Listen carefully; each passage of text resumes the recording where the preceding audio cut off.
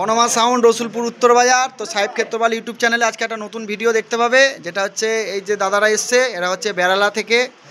বেড়ালায় মা মনসা পুজো উপলক্ষে নিয়ে গেছিলো ডাক সংক্রান্তিতে। তো আজকে বনমা সাউন্ডের বক্স ওখানে ভালো বাজার কারণে এবং তারা খুশি করে আমাদের যে অপারেটরের হাতে যে ট্রফি তুলে দিচ্ছে। তো দেখতে পাচ্ছ এই কাকা কিছু বলবে, কেমন কি বেজেছে না বেজেছে ওখানে বনমা সাউন্ড। এই কাকার মুখ থেকে শোনো, সিনিয়র সিটিজেন ক্লাবের সদস্য সেক্রেটারি।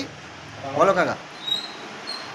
তোমাদের বনমাকে নিয়ে গেছিলাম আমাদের গ্রামে, ভালোই বেজেছে, কেউ খারাপ বলেনি, সবাই নামই করেছে।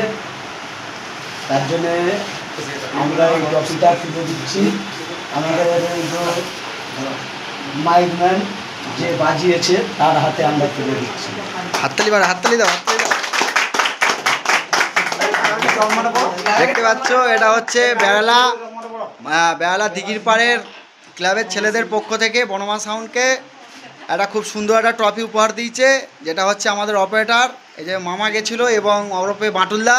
আর এই দেখতে পাচ্ছ সিনিয়র কাকারা এসছে ক্লাবের সদস্য। আর এই যে এটা হচ্ছে কার্তিক ভাই, হচ্ছে আমাদের যেহেতু সংযোগ আমার সাথে বেশি করেছিল ম্যানেজার। এই দাদারা সবাই আছে তার মধ্যে। দেখতে পাচ্ছ এগুলো সব বেড়ালা পার্টির ছেলে।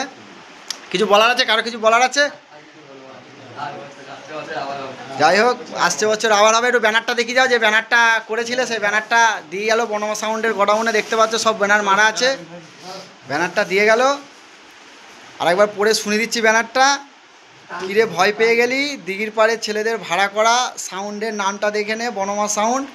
যাই হোক, খুব সুন্দর ব্যানার হয়েছে।